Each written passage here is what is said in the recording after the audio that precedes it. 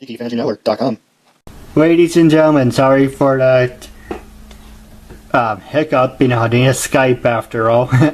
So like I said, a half hour of your time, it's whatever you want to say. And starting off, what can you tell us about yourself? I was born in Southampton, New York on Long Island. When I was 7 years old, man, I wanted to be a pro wrestler, and I went out and achieved my dream, I've done it for about 7-8 years of my life. It's a great feeling. I feel anybody and everybody can do whatever they want. It's about perception and perspective in life. It's just about how you look at things. Anybody, if you don't live for your dreams, what are you living for? We all have these dreams. Everybody can go out and do whatever they want. It's just about going out and getting it and actually wanting to get it, and few people do that. Few people rather have jobs. I have a job, yes, but I also live my dream. And if I don't live my dream, I feel like I'm losing out on myself. So for a long time, I pursued it. And it didn't matter how big or how small I was. It didn't matter if I was the fastest runner. I worked hard. Everybody's created equal, they say, but people work harder during preseason, so I had to work harder, I had to work harder than most, and that's what I've been doing ever since. Alright, now who influenced, I know this is going to sound like an oxymoron, but who influenced you? I know there's the Hulk Hogan's and Randy Savage's and everything, but was there someone that you now work with who influenced you, or was it one of the legends that influenced you? Well, when I was a kid, my grandfather influenced me. He didn't speak a lick of English. He was straight off the boat from Portugal, and he gave me my first 3 wrestling tapes, and that was when I first watched Hulk Hogan and the Ultimate Warrior battle for the titles. That was crazy for me as a kid. I watched that maybe 9-10 times. And then as time moved on, it was a Shawn Michaels and a Bret Hart. And then I found Ring of Honor. And all of a sudden, I met my trainer, who was Austin Aries. And he showed me this whole way of living. He showed me this different path, And ever since then, I was trying to take that path. It's hard growing up, getting involved in the wrestling business. It's hard, there's a lot of traveling, it's a lot of hardships, and all I remember as a kid was, they got to be in the ring, and that's all I ever wanted to be. And sometimes we let those hardships get the better of us, and I let the hardships get the better of me sometimes, but, it's because of trainers like Austin Aries, or Daniel Bryan, who once used to train me, Delirious, who's the head trainer of Ring of Honor now, that it allows me to, they showed me a different way, and just because I fail sometimes does not make me a failure. Things are never awful, they're just bad, and through tragedy there always is triumph. So as I went about doing all this, I came to terms that, I can't be bitter about situations when they fall short, and that's what these guys have taught me. Thank God for these guys. Alright, now, how long have you been in Ring of Honor, and have you had the opportunity to win any championships? I've been in Ring of Honor. I was in Ring of Honor. I'm no longer with Ring of Honor right now. It's something I'm looking forward to getting back to. Something happened in my life. I'll get into that maybe a little bit later. But when I was a trainee there, I did my whole training in Ring of Honor for 6 months to a year. And then I ran the roads with them for 7 years. So that was probably around 2005, 2006. And then as that time moved on, I won what was known as the top of the class trophy. That means you were the top. You were the king top of the training facility. We would have the people who won the top of the class trophy got to have matches on the show. Because there would be pre-show matches and there were the main show matches, and we would get those matches. I would get to be a part of those matches. I would get some other breaks, so that was a big portion of my life. All right. What about any belts? No belts yet. No belts. Maybe someday soon. What about? Is there any wrestlers that you became friends with, and were there any wrestlers where you had heat with? No wrestlers I ever had heat with, I was basically friends with everybody. You know, I got to meet Bret Hart. That was really cool. Especially since he was a big proponent in my life of watching, you know, when I was a kid. There was also, you know, I got to become friends with a lot of these guys that are getting like a little more recognition. You see Antonio Cesaro on television. He used to wrestle with Ring of Honor. I got to learn from him. Seth Rollins. I got to learn from numerous guys, man. Austin Aries, like I said. Davey Richards and Eddie Edwards, who are now currently in TNA. They were big people in my life, especially Eddie. He was a good friend of mine. Like I said, Delirious, Daniel Bryan had a hand in training me. So yeah, I got to meet a lot of people. I got to see a lot of things. It was nice. It's been great. Do you guys still keep in touch and hang out? Not so much. Like I said, like when I'm not a part of the wrestling business, I tend to like stray away. You know, I have my friends like a Grizzly Redwood and a Rhett Titus who I'll always stay in touch with, but more or less, you know, like I don't really keep in touch with anybody, especially when I'm trying to get back onto the path of what I need to do again. So yeah, not so much. You know, everybody's always traveling, everybody's always busy. You know, but when you see each other, it's like nothing ever died. You know, it's like business just picks up again. All right. Like I said, after the show, if you have time, I do have a couple of questions for you. Okay. But next question I was going to ask you is, have you ever tried out for WWE, and do you think you would ever go to TNA? You know what? I got to be honest. Before I would ever do any of that, I'd probably try to do my own thing. I mean, it would be great to go to WWE. It would be great to go to TNA. But I'm such a big believer in independent pro wrestling. I love independent pro wrestling so much. Like, that's why I'm so gung-ho about Ring of Honor. Or an ICW in Queens, like my friend Nana promotes, which is a great promotion that people should check out if they live in Queens.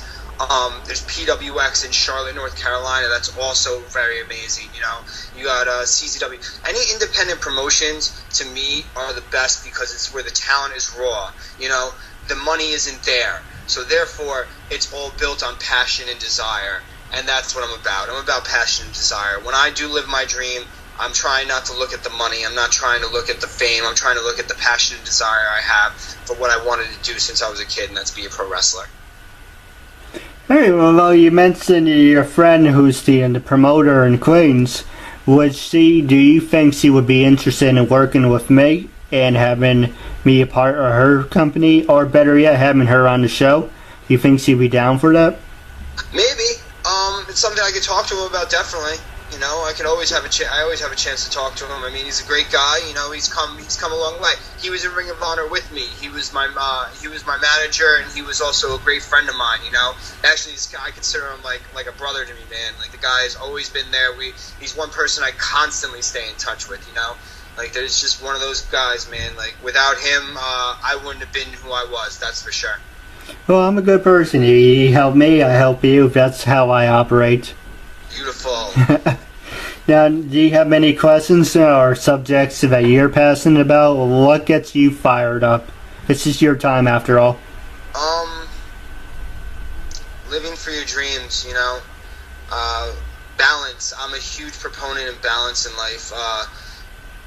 The universe drives me insane. I love it so much, man. See, recently I went through an addiction state in my life, and I'm now like 9 months sober, and it's been like the greatest feeling in my life, because now I feel like I can get back to what I really wanted to do. You know, we all have dreams, and we all have these passions in life. We all want to do these things that we want, but we let our human experiences get in the way of our spiritual being. And what I've been coming to find out is one thing that I should have known all along is I'm not the center of the universe. I am one with the universe. And through that, I have learned to accept that the only thing I can control is myself, the way I react, and how I respond. So that therefore, once I learned to accept all that, I learned that I can start adapting to situations. I can become more aware of myself, and I can start applying the things I learn each and every day. Because without application, knowledge is not power. And this universe has showed me so much. This universe shows me that, yes, I can live for my dreams. but I don't have to wallow in sorrow, and I don't have to resort to going to a drink or a drug to get to where I need to be, or to think that I need to suffer. Pain is inevitable, suffering is optional, and every day people choose to suffer, knowing full well that it's pain. People die all the time, things happen all the time, but it's how you react to those situations. Through every negative in my life, I can go back and I can learn a positive from that, but it's up to me to learn that, because if I don't learn that and I don't take that and I don't apply it into my life, then I'm not going to move forward in my life. I'm not going to be able to attain the dreams that I want in my life. So therefore, I need to start changing me, and to change me, I have to learn to make the right choices, and sometimes the right choices are not the choices I want to make, but the choices that I need to make, and those are the choices that I'm doing today.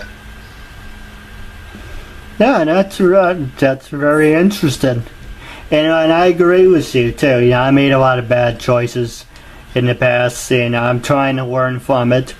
But I think at the same time, I'm kind of looking for a mentor, who would teach me what's the right way and what's the wrong way. Say, hey, if you're interested, maybe you want like a protege.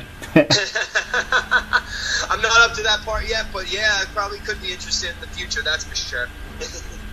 Now, the next question I was going to ask you is, where do you stand on legalizing marijuana?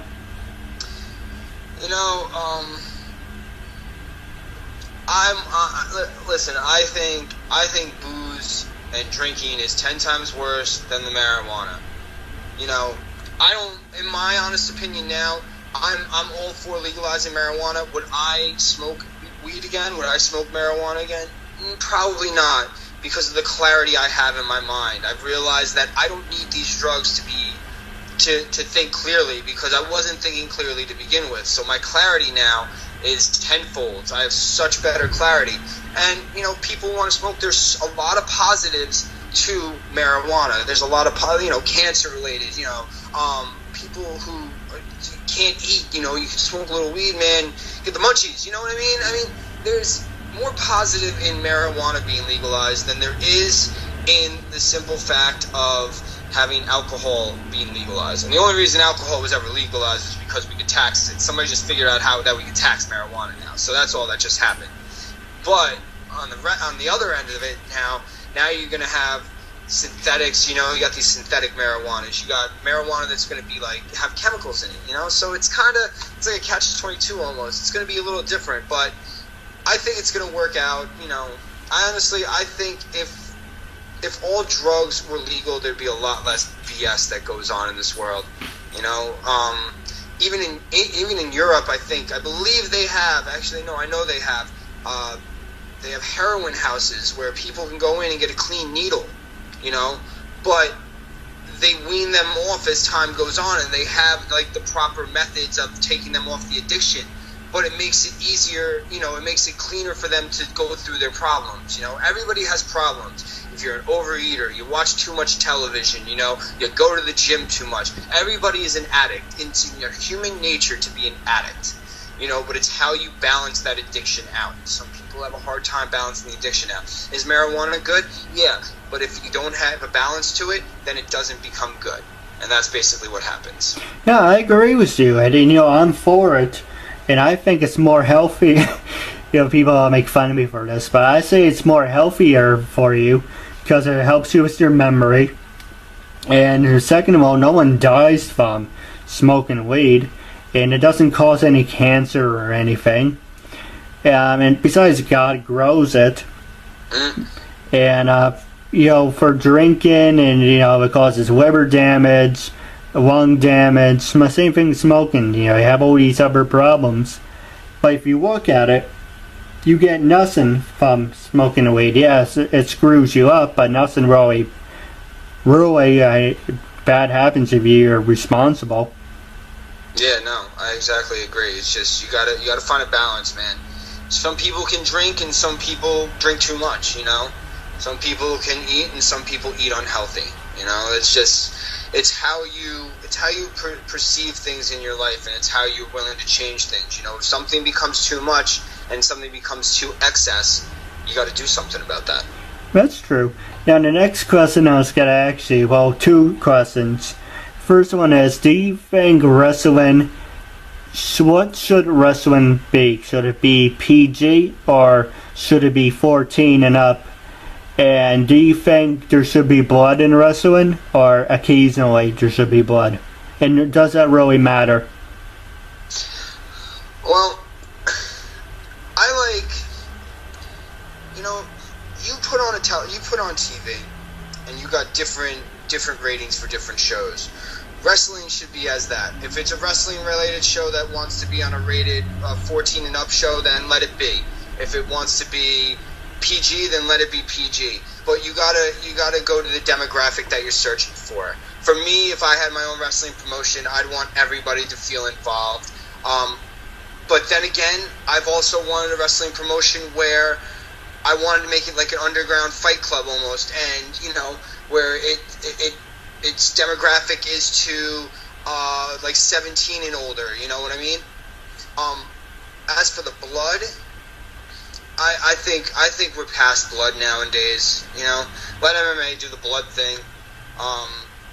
I think wrestling has been always based off of true athleticism, and you know what? It's scary going in there, man. Somebody bleeds on you, if they're not properly tested, and that's the problem. You got to be properly tested, because some people can catch hepatitis. Some people can catch AIDS. You can catch a disease. And that's the things that you got to worry about these days, especially if people are not getting tested properly. Right. That's a big issue to me. I had a friend who caught hepatitis, in the ring. I mean, that's a serious thing. He got vaccinated, thank God, but those are things that we got to be aware of. I mean, that goes for anything in life, even MMA, man. I mean, if these guys aren't getting tested properly, and all of a sudden somebody's blood spills on them and they catch something, like, forget about it. It's over. I wouldn't. In all honesty, I wouldn't want somebody's blood on my hands or on my body. But I also know, things happen. You get hit with something all of a sudden, or your head hits a pole or something like that. You can't do anything about it. So the match has to go on. Yeah, I give you a perfect example. If you're having like a great match, and I said this to C.W. Anderson and Double J.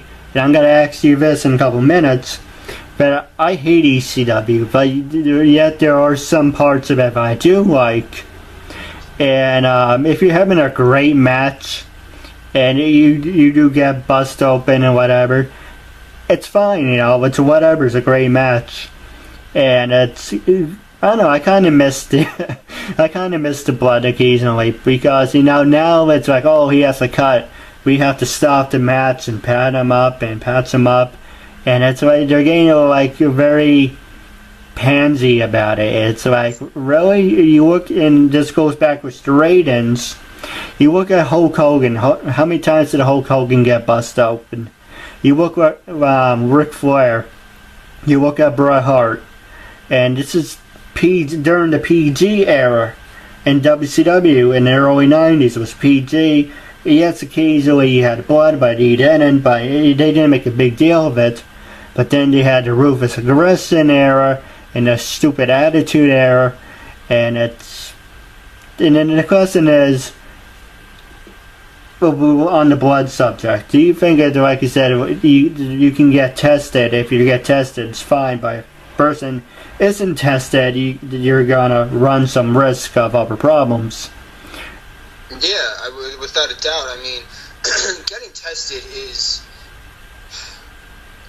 There's a lot of things in wrestling that need to change. One of them is anybody and everybody who wrestles should be getting tested for anything, without a doubt. Whether or not you need the blood, I mean, that's another hit and miss. I mean, is it unnecessary? Yeah, some of the time it is unnecessary. Does it create a more dramaful match? Maybe it does, but I think you could still get the same amount without spilling an ounce of blood. Nothing always has to be out for blood. Nothing always has to be about blood. But when it comes to somebody getting injured in the ring or somebody having blood spilled in the ring, I think without 100% the match should be stopped and looked at. Because it's just like if somebody got injured in the ring, man. As much as the show is supposed to go on, you got to be. There has to be more care and concern for wrestlers these days. I feel like a lot of care and concern gets thrown to the wayside, and you know what? These are the kind of things that cause people's lifespans to get shorter. These are the kind of things somebody's addicted to drinking, or somebody's doing something that's not good in their life now because they're letting themselves wallow in the sorrow of the pain of the injury. Now, people get injured all the time, and it should be on the person. But sometimes, if you can prevent the injury from furthering itself along, then you may be helping that person in the long run itself. You don't want a career to end based off an injury or based off loss of blood or based off of hepatitis or based off of AIDS. You know what I mean? Right. There's a lot of that goes on these days. You look at the WWE. The WWE constantly has people. They shuffle people around because what ends up happening, somebody gets injured, they go to quickly heal them up, and that person gets injured again, and all of a sudden that person's out of a job because they can't go on anymore. Yeah, perfect examples. Look at Daniel Bryan. Yep. I mean, there's a guy that trained me who doesn't do a drink, who doesn't do a drug, who lives a great life, who does everything properly. But you know what? The injuries that he got when he was in the independents, and the injuries that were inflicted going on the road with the WWE, has caused this guy now, this great individual in my life, to have to rethink what he's going to do with himself. And it's sad, because he's a great talent, and he's a talent that never used steroid, never used anything to get where he needed to be. He was based off of raw, pure talent. It's just a shame. And there's while on the subject, you look at Edge too, and Christian. I didn't know about Christian until he came out and said something. Yeah, man. All these guys, again, it's that. I know WWE runs a show like that, but if you're going to run a show where guys get maybe like a month off and they're wrestling constantly, then you know what? You need to do something that's going to help them, because you're not looking out for them. There's nowhere you're looking out for them. You're not giving them the right kind of care and concern they need, because guys are falling left and right in wrestling. And all people look at them as a paycheck. That's why when you're in the independents, that's why I appreciate the independents so much, because in the independents, it doesn't matter about the money you're making. It all matters about the passion you have. I mean, yes, there are very limited things going on. You don't have insurance. You don't have the ability to pay for certain things. But you know what? You're not working as much. You can work the match you want to work. Somebody's not really telling you to go out and take this crazy bump, and you could say no. You can't say no in those situations. In a WWE situation, it's hard to say no, That's true. And now the other thing I want to ask you about, it's about their whole, people say the demographics. You look at the 80s, you look at the early 90s, and those were the best years. You had the WWF versus WCW, the Monday Night Wars. You had Bret, Owen, Randy Savage, Kevin Nash, all these great people. And then they went to, the shitty ECW.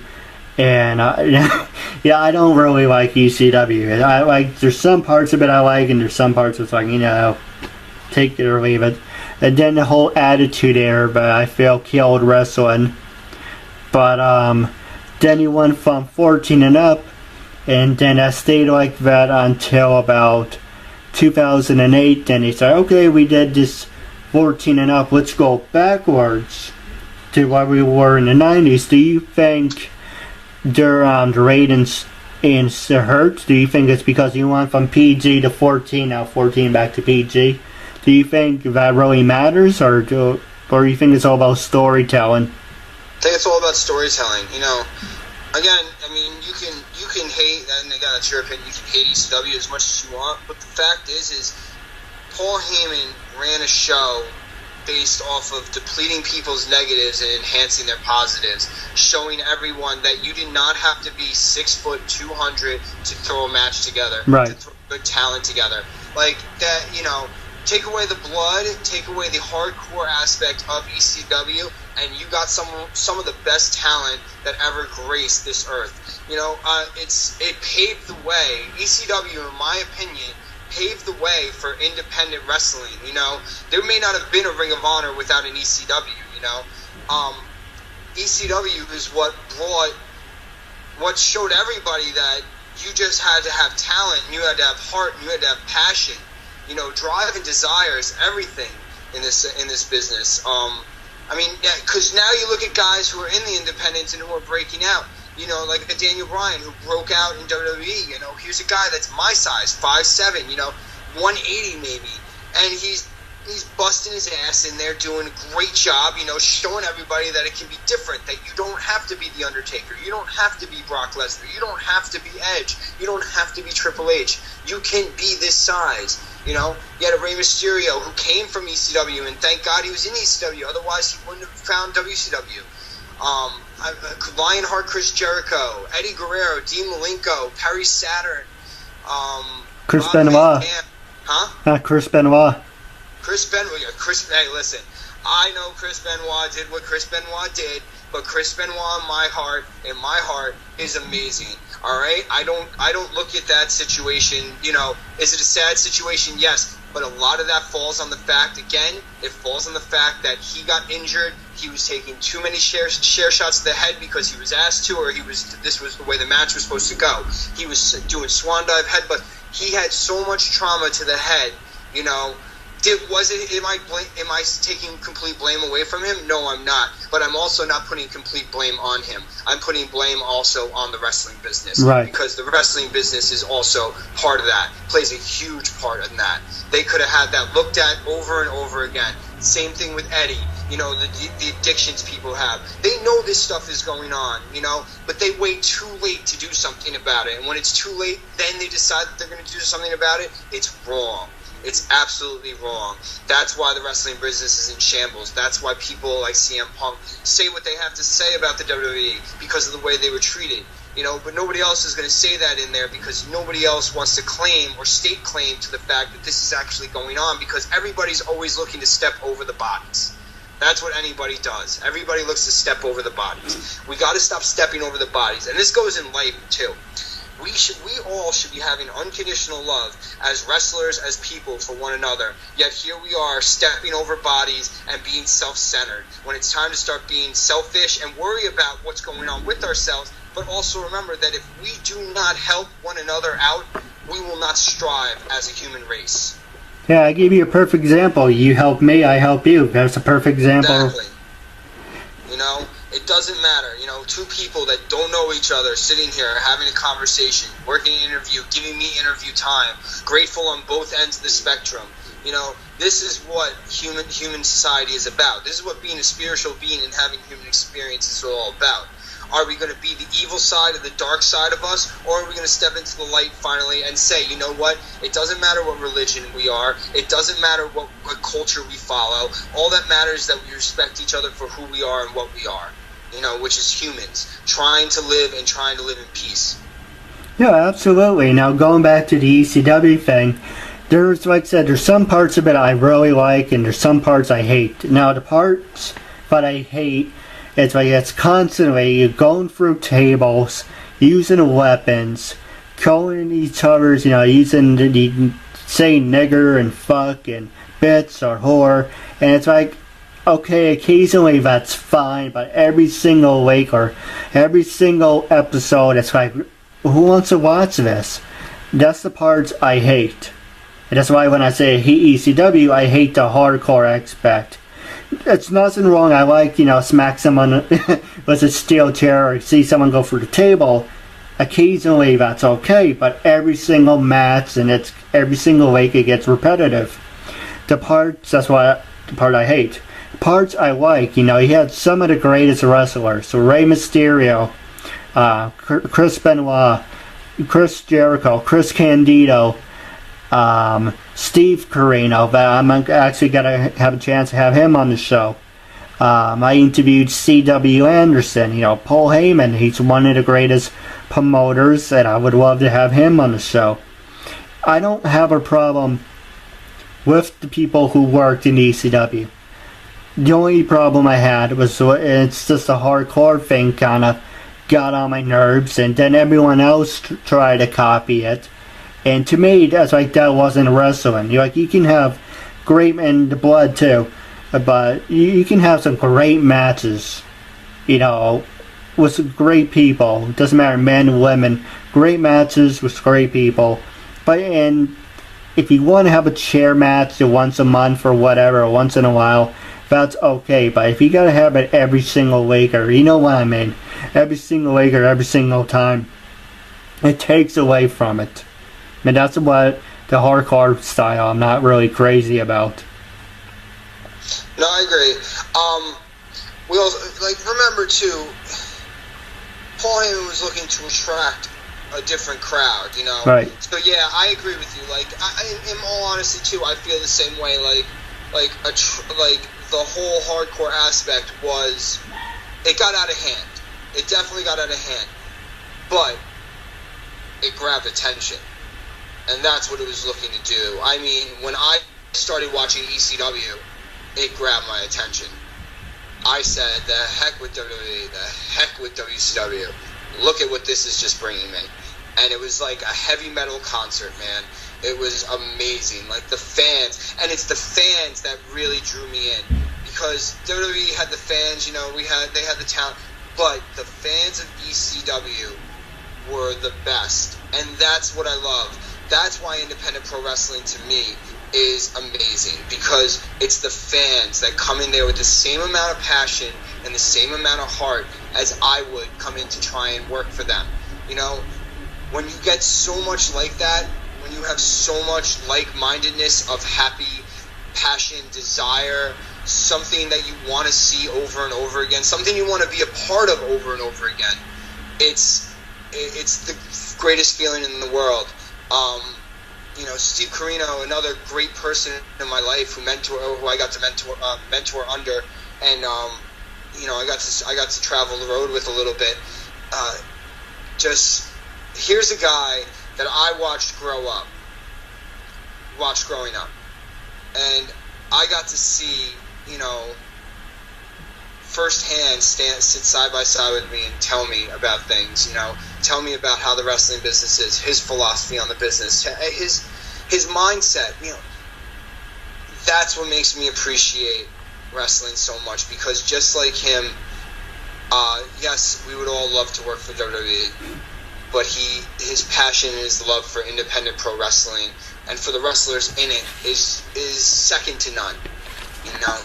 It was an honor to ever have known somebody like that, and to have that person even bestow a little bit of information on me that he did. Yeah, absolutely. Now, the last subject I want to ask you, it's where do you stand on steroid, the big thing professional wrestling, where do you stand on steroid use, number one?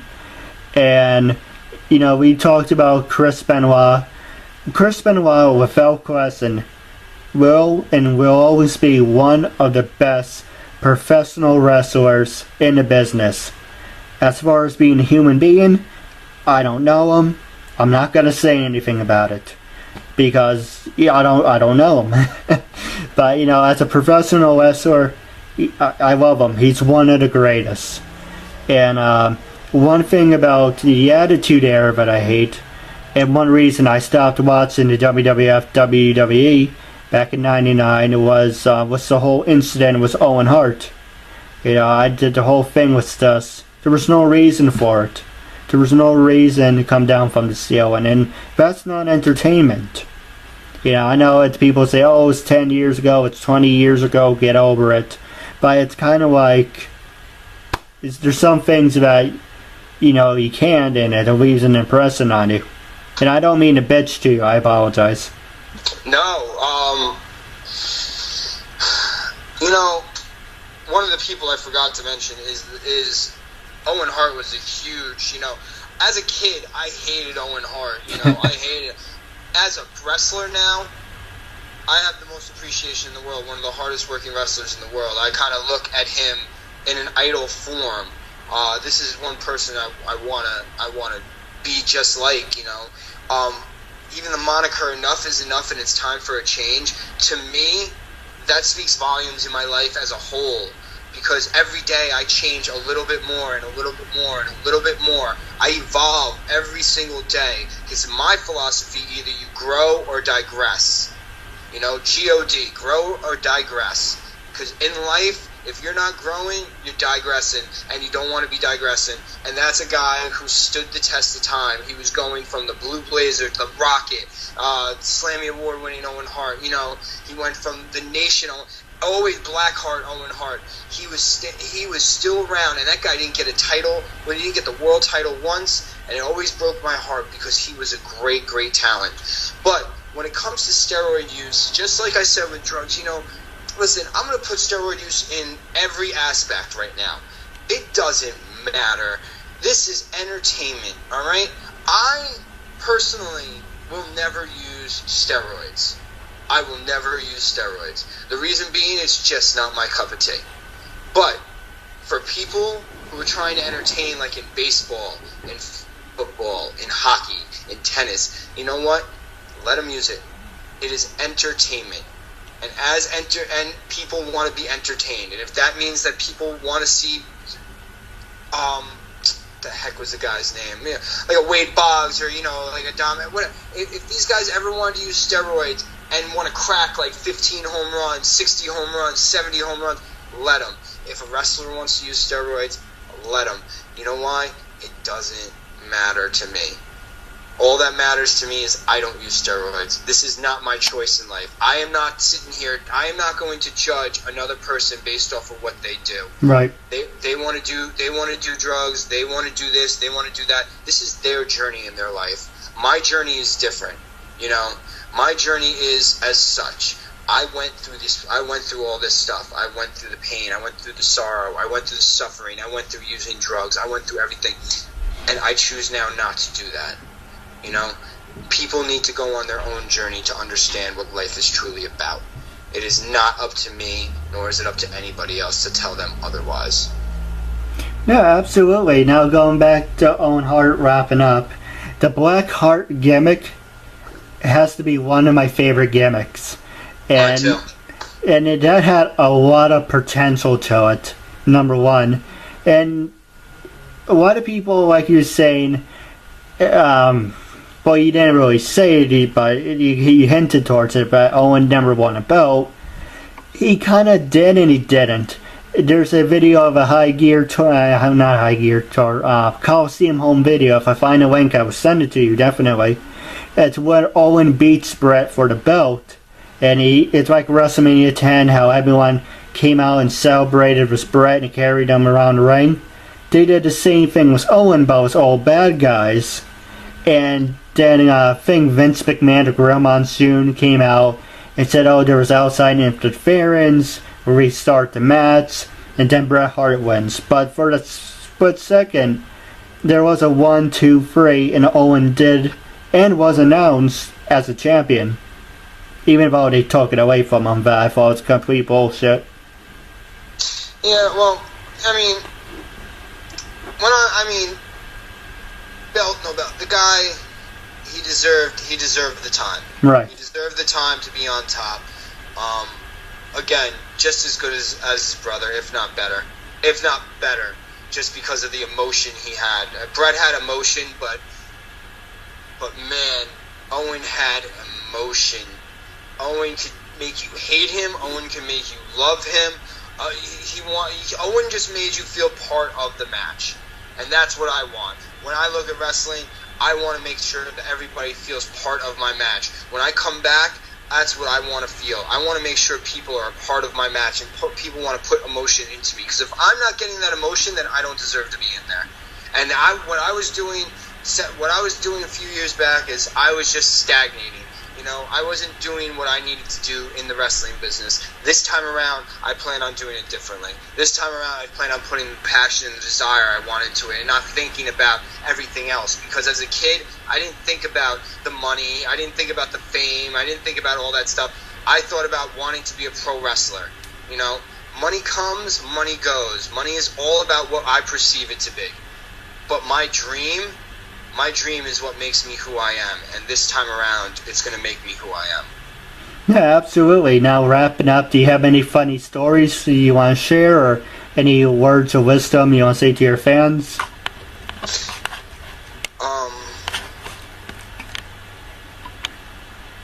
You know, in all seriousness, I don't have anything funny, but I do. Words of wisdom is good. In life, you know, everybody thinks they need to change what's on the outside.